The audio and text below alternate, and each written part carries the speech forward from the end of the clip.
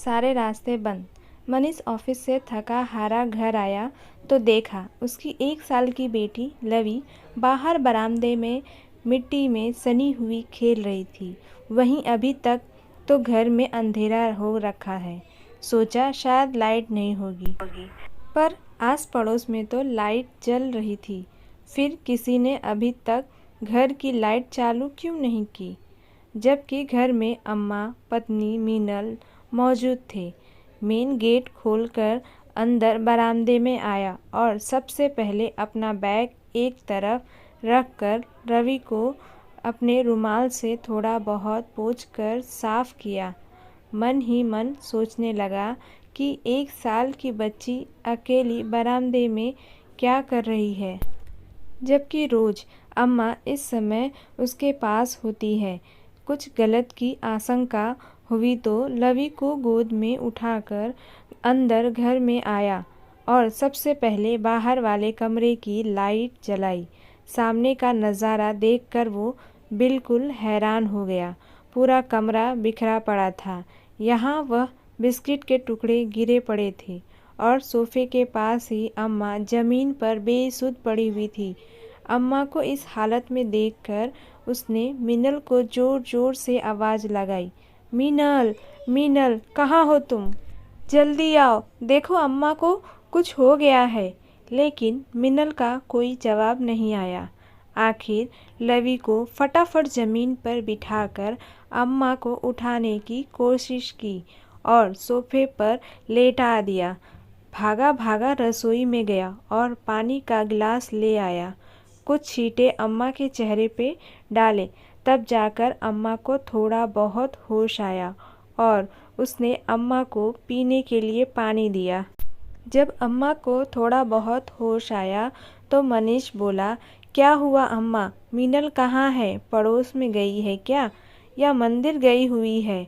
और आपने घर की लाइट क्यों बंद कर रखी थी?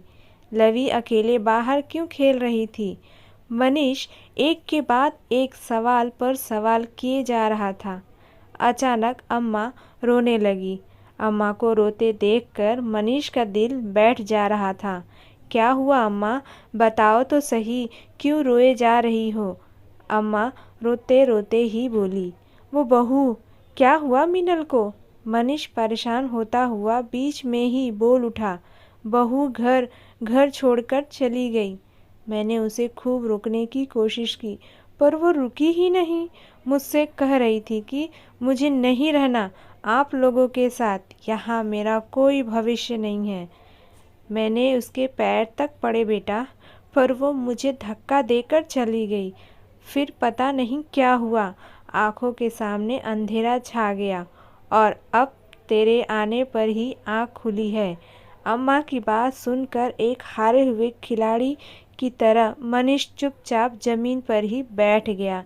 फिर आंखों में आंसू भर धीरे से बुदबुदाया, उसे मेरा ना सही, पर लवी का भी तो ख्याल नहीं रहा।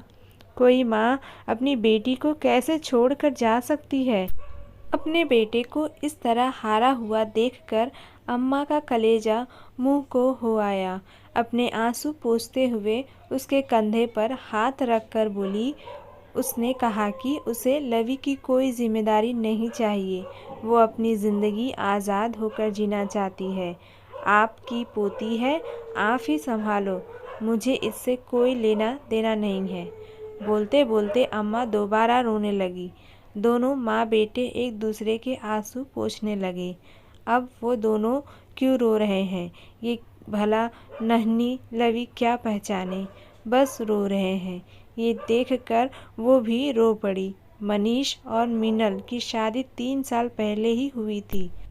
तब तो सब कुछ ठीक था, अच्छा खासा बिजनेस था। मनीष और उसके पापा दोनों मिलकर बिजनेस बहुत अच्छे से संभाल रहे थे। पैसा भी बहुत था, कोई कमी नहीं थी। संपन्नता के बावजूद भी मनीष मम्मी पापा ज़मीन से जुड़े हुए थे, काफ़ी शादी ज़िंदगी जीते थे। मीनल एक मध्यवर्गीय परिवार से थी। मीनल की शादी मनीष के साथ उसकी बुआ ने कराई थी। घर में नौकर चाकर काम करते थे, इसीलिए घर में करने के लिए ज़्यादा कुछ नहीं होता था। इसलिए अम्मा जी ने उसे अपनी पढ़ाई पूरी करने के लिए कहा। मीनल ने अपनी पढ़ाई शुरू तो कर दी, पर उसका पढ़ने में मन नहीं लगता। जब घर में सब कुछ था तो फिर भला पढ़ाई करके करना क्या था? कोई नौकरी तो उसे करनी नहीं थी। इसीलिए कॉलेज के नाम से घर से निकल तो जाती, पर क्लास बंक कर कभी कैंटीन में, तो कभी मूवी देखने, तो कभी शॉपिंग करने, अपनी नई सहेलियों के साथ बाहर घूमने निकल जाती। मीनल को भी धीरे धीरे संपत्ति की आदत हो गई थी। आए दिन वो मनीष से पैसे मांगती। पैसों की कोई कमी नहीं थी, तो मनीष भी कभी उससे पूछता नहीं। अम्मा मनीष को टोकती, बेटा, जिस इंसान ने इतना पैसा नहीं देखा हो वो उसे संभाल नहीं पाएगा। कुछ तो अनुशासन में होना ही चाहिए। वो पैसे मांगती है और तू दे देता है, ये तक भी नहीं पूछता कि वो पैसा कहाँ खर्च रही है। मनीष भी हंसकर टाल देता, अम्मा वो बाहर जाती है तो उसे भी हाथ खर्च की ज़रूरत होती है। बेटा, हाथ खर्च में और फिजूल खर्च में फ़र्क होता है, जो तू समझ नहीं रहा है। अम्मा की बात सुनकर मनीष हंस देता है। अम्मा, उसी के लिए तो कमा रहा हूँ। इतना कमाने के बाद भी अगर पत्नी पैसों पैसों के लिए परेशान हो तो फिर मेरे कमाने का क्या फ़ायदा? और फिर वो कॉलेज जाती है तो दोस्तों के साथ थोड़ा बहुत तो चिल करेगी ही ना। बेटे के आगे अम्मा कुछ कह नहीं पाती। पिछले साल जब लवी का जन्म हुआ तब भी बहुत बड़ा आयोजन किया था, लेकिन 10 महीने पहले फैक्ट्री में आग लग गई, जिसके कारण भारी नुकसान उठाना पड़ा।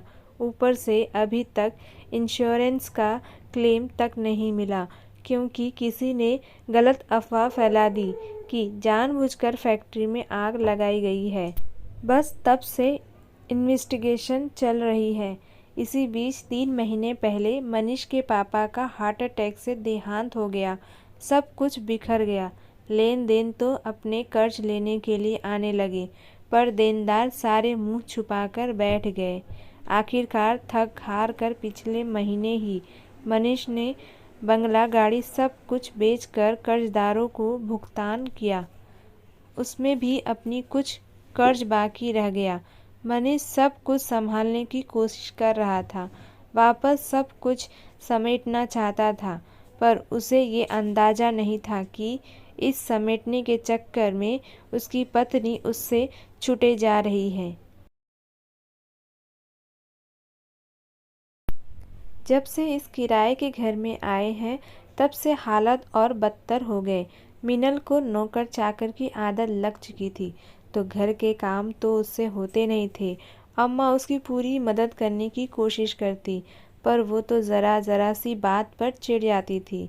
यहाँ तक कि लवी को भी नहीं संभालती। अब तो आए दिन वो मनीष से भी लड़ पड़ती थी।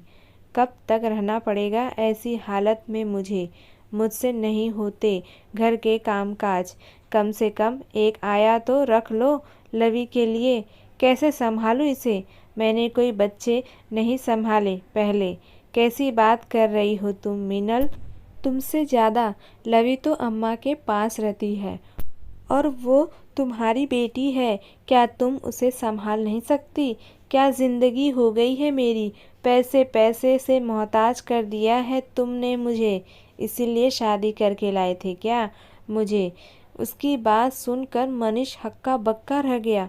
तुम जिस घर से निकलकर इस घर में आई थी ना, उस घर में तो इतनी सुविधा नहीं थी। अच्छे दिन नहीं रहे तो बुरे दिन भी नहीं रहेंगे। तुम थोड़ा तो सपोर्ट करो। मैं वैसे ही परेशान होकर ऑफिस से घर आता हूँ और तुम फिर ये सब शुरू कर देती हो। मीनल पैर पटकती हुई अपने कमरे में जाकर बैठ जाती है। ना खाना परोसती और ना ही कोई और बात। अम्मा ही लवी को खाना खिला पिलाकर अपने पास सुला देती, लेकिन आज वो इतना बड़ा कदम उठा लेगी उसकी उम्मीद उसे बिल्कुल नहीं थी। आज वो मनीष का घर छोड़कर हमेशा के लिए दहलीज लांघ कर चली गई। खैर, मनीष ने हिम्मत कर उसके मायके फ़ोन किया तो पता चला वो तो वहाँ भी नहीं आई। उसकी कुछ सहेलियों से पूछा तो पता चला कि कोई तरुण नाम का लड़का है, वो उसके साथ गई है। ये सुनते तो मनीष मीनल के पापा तक बिल्कुल ही शांत हो गए। आखिर बेटी की ऐसी करतूत से उन्हें भी बहुत धक्का लगा था। उन्हें मीनल के ऐसे कदम की बिल्कुल उम्मीद नहीं थी। पैसों की ऐसी क्या चादर ओढ़ी उनकी बेटी ने, जो परिवार को परिवार ही नहीं समझा। यहाँ तक कि 1 साल की बेटी को छोड़कर चली गई। पर जिंदगी कहीं रुकती है क्या? इधर अम्मा लवी और घर दोनों को संभालती और उधर मनीष वापस सब कुछ समेटने की कोशिश करने लगा। बस उस पर एक धुन सवार हो चुकी थी कि उसे पैसा कमाना है। आखिर उसकी मेहनत रंग लाई। 2 महीने बाद जाकर फैक्ट्री का केस मनीष जीत ही गया और इंश्योरेंस क्लेम पास हो गया। क्लेम का जो पैसा आया उसमें से सबसे पहले जो थोड़े बहुत कर्जदार थे उनका कर्जा चुका दिया। बाकी बचे पैसों में से एक फ्लैट खरीदा और वहाँ शिफ्ट हो गए और बाकी के पैसों से नया काम धंधा शुरू किया। बिजनेस का अच्छा खासा नॉलेज और मार्केट पर पकड़ होने के कारण मनीष का ये काम भी चल निकला। धीरे धीरे वो तरक्की कर ही रहा था कि एक दिन अचानक मीनल लौट कर आ गई। उसे अचानक देखकर मनीष हैरान रह गया। आखिर 6 महीने बाद ही लौट कर आने का अब क्या तुर्क था। मीनल उससे माफ़ी मांगते हुए दोबारा उसकी ज़िंदगी में अपनी जगह चाहती थी, लेकिन मनीष ने उसे अपनाने से इनकार कर दिया। इस पर मीनल ने अपने माता पिता को मनीष के घर ही बुला लिया। वो लोग घर आए भी, पर उन्होंने साथ मनीष का ही दिया। पर मैं अब जाऊंगी कहाँ? मेरे पास तो कुछ भी नहीं है। तरुण ने भी मुझे साथ दे रखने से इनकार कर दिया और फिर मैं लवी की माँ हूँ, उस पर मेरा हक है। मीनल अचानक लवी पर हक जताते हुए बोली, लेकिन लवी तो अपने आप उससे छुड़ाने की कोशिश करने लगी। भला 1.5 साल की बच्ची उसे कैसे पहचानेगी? अपने आप को छुड़ाने की नाकाम कोशिश करती हुई रोने लगी। यह देखकर मनीष बोला, तुम और लवी की माँ? माफ़ करना, तुम्हें तो पता ही नहीं है बच्चे कैसे पाले जाते हैं। वो बच्ची तक खुद को तुमसे छुड़ा रही है। कभी गोद में प्यार से लिया भी था उसे? जिस रास्ते आई उसी रास्ते से चली जाओ। तुम्हारा इस घर पर अब कोई हक नहीं है और ना ही हमारी ज़िंदगी में तुम्हारा कोई लेना देना। मीनल ने बड़ी उम्मीद के साथ अपने पापा मम्मी की तरफ देखा, लेकिन इस बार उसके पापा बोले, हमसे कोई उम्मीद मत करना। ये तो तुम्हें पहले सोचना चाहिए था। कोई छोटी बच्ची तो नहीं थी जो तुम्हें कोई बहका कर ले गया हो। एक बच्ची की माँ थी तुम। अरे परिवार ना सही, अपनी बच्ची को देखकर भी तुम्हारा दिल नहीं पसीजा था कि कैसे उसे छोड़कर जा रही हो। मैं आखिर जब किसी ने साथ नहीं दिया तो मीनल को वहाँ से चुपचाप जाना पड़ा। कुछ दिनों बाद ही उसका और मनीष का तलाक भी हो गया। मीनल जहाँ कोई छोटी मोटी नौकरी कर अपना गुजारा जैसे तैसे कर रही है, वहीं मनीष अब अपनी अम्मा और अपनी बेटी के साथ खुश है। तो दोस्तों, आपको ये कहानी कैसी लगी कमेंट बॉक्स में कमेंट करके ज़रूर बताइएगा।